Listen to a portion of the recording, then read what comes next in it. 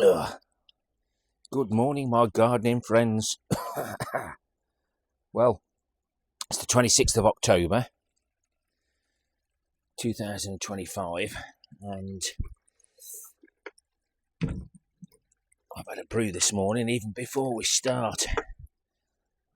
Grass frost this morning.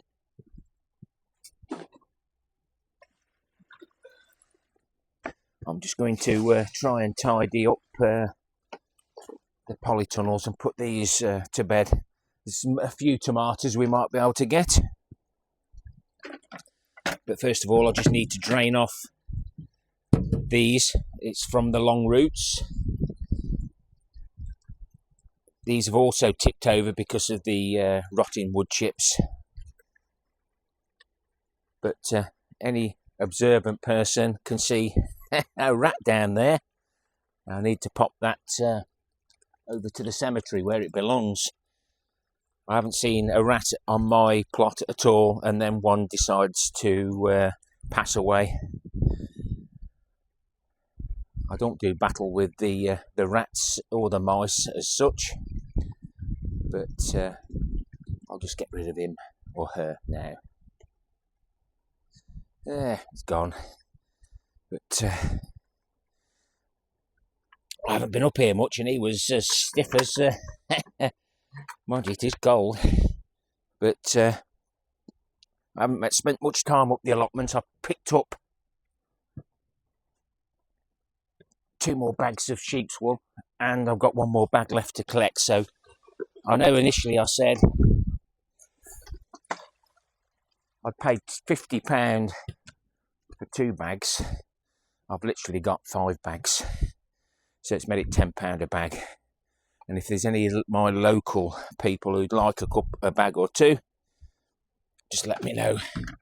I've got a bit spare, but I've got all the garage roof to do. Mrs. K wasn't feeling very well one day, and she started searching for roof sheets, and we found some metal ones. So they'll be probably better than the clear ones that we've got on now. But bar gum, the price of wood is absolutely extortionate. But with me trying to garden on a budget the best I can, the pocket money goes a little bit further. Don't like to allocate myself too much money, if not at all. If Mrs. K's got her way, I'd have to manage the best I can. But it's a nice cheap hobby. So I'll be doing a video when I get home later. We're going to be the old Peugeot that we had will be getting its first light of day, if you can call it light of day. We've got the clear sheets, but they've gone yellow. Industrial sheets, but they need replacing. We've got leaks, so got to get it done now while I'm reasonably able. There's a bit left in that one, and then we'll start having a look at what tomatoes we can salvage here in the tunnel. Mrs. K is going to do a bit of painting today, but this weekend, Friday and Saturday, we chopped all the logs up. She did quite well, really, considering. Bless her. She does feel like she needs the help, and that's what's the frustration is, I think, with her. Is she can't do what she used to do. But now her last treatment's over, hopefully her body will start recovering, and time will tell how the treatment's worked. The treatment's only there to hold it back.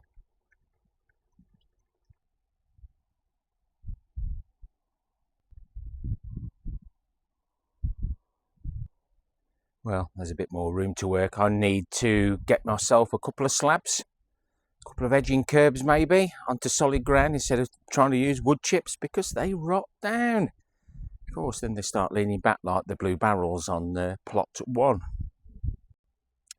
So, the past 2 or 3 years I've been grabbing some of the tomatoes, popping them into pots, burying them in soil, and then warming them up in spring and getting the plants to grow. But I'm not going to be growing as many tomatoes next year, so many varieties, but I want to save those varieties, so I will be drying those seeds out and preparing them properly. So this one is the blue zebra, and it has been a really, really nice tomato. Thank you, Ali.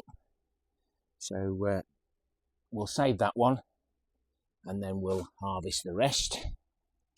Then we've got the pineapple pig. As you can see, we've already got some there that split, so I'll be able to harvest the rest of these. But I don't want to do this one-handed, really. I'm not going to. But they're a lovely colour on them, and when you slice them in half, to see that colour on your plate or on a sandwich, and realistically one slice just cover the bread nicely. So that's the pineapple pig. I think that was off Ali as well. Thank you. Now these are the shop bought ones. I am going to save some of these, but I've not harvested any of these. They were just so slow in producing. So they're just ones from the shop that I popped in a pot, and I ended up with about 100 plants from one tomato. But this one, from exactly the same tomato that we saved, has been producing really well. It's very, very difficult to stop them splitting, even though I haven't watered for absolutely ages. I've been watering now. Perhaps I should have done it afterwards, but I need those beds to soak it in. But these have been a really nice tomato, and as good as what you would buy in the shops. And as you can see, the plant's just gone on, and it's still trying. It's still trying. Again, through the summer, any that didn't meet my eating standards, or perhaps I should say Mrs. K's eating standards, I do pop absolutely anything into my mouth. Remember, don't look and you won't worry about what's crawling over it. But I've dropped those into there, and those will go into the little container for both types of seed saving, possibly. The snack cucumber, I've got one here now. There was one up there. Perhaps it's dropped down. Oh, I can see it. There it is in the middle of the screen. Look. The mice did find the ones that I did save. I've only eaten one of the Beef Masters, so I'm going to save that bottom left one and take the others home, and hopefully they'll ripen. And we've got a paradise, no, tell a lie, apparite, sweet apparite here, and they're still looking really nice. And I think there was still a few of the paradise cherry. You thought you could hide from me. But I'll be having a few of those, saving some as well. Hopefully, did I put any in the bottom? Let's have a look. As you see, I told a lie when I said I was going to take all the leaves off. No, there's none in there, so I'll make sure I save enough. But the paradise cherry was really, really nice. I think that may have been from Ali as well. Radish seed. Not sure which variety, but does it matter? A radish is a radish, especially when it's for free. So we've got the Alicante there, the rest of the Shirley, purple Ukraine, and the black cherries, which are brown.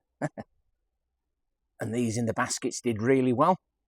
Next year I'm going to line it with sheep's wool. That might help retain the moisture a little bit better. But while I've been watering my long roots, I've been watering those, and we've had a nice harvest off those. And I think they're the yellow tumbling ones. Of course, the tumbling ones, I wouldn't have put them in there, would I? And a few of the giant cucumbers that didn't become giants, which have already been found by possibly the mice. The rats would have done a bit more damage to that, I think. But you never know. Can't tell unless you look at the teeth marks. So let's go and see what we can find to fill this trail. Well, that's those on the left-hand side of the tunnel. Well, we can't grumble at that at the end of October in a cold polytunnel. And we'll be saving these for seeds, but that looks good enough to eat, doesn't it, guys? Go on then, excuse me.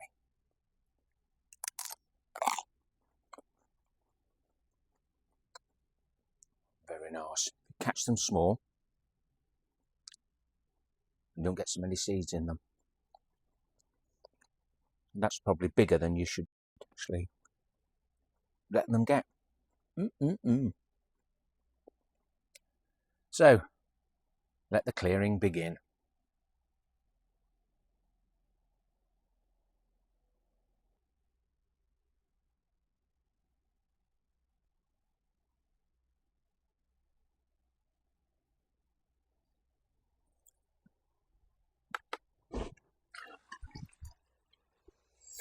Keep these beds hydrated. Use the rest of the water up that's out of the long root containers.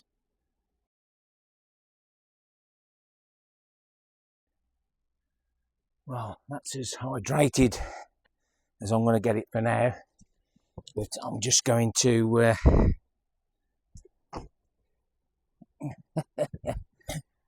add some sheep's wool. Now, I'm going to put an at to another channel, Pete. He's used sheep's wool in his allotment polytunnel or garden polytunnel with great success. He's got a different opinion on using it outside. But if you want to see what other people think about sheep's wool, then why not pop over to Pete's channel. So there'll be an at. Just press that, it goes straight to the channel. You can have a little look at some of his sheep wool videos, either the playlist, etc. Or just have a scroll through and have a little look. But my intentions are to plant through this next year. I'm hoping we don't get many weeds in the tunnel anyway, other than volunteer tomatoes.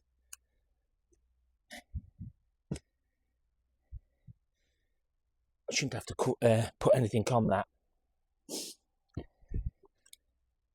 But like I say, I've got plenty of sheep's wool now.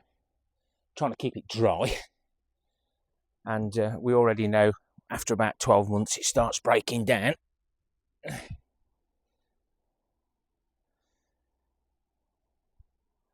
And feeding the soil with nitrogen. A nice environmentally friendly way, and it also helps the farmers out, the sheep farmers. Well, if Mrs. K kicks me out now, at least I've got somewhere warm to sleep. Now I've done underneath as well, and as soon as I get time, if not today, I can finish it off. But I think I've used about half a bag there.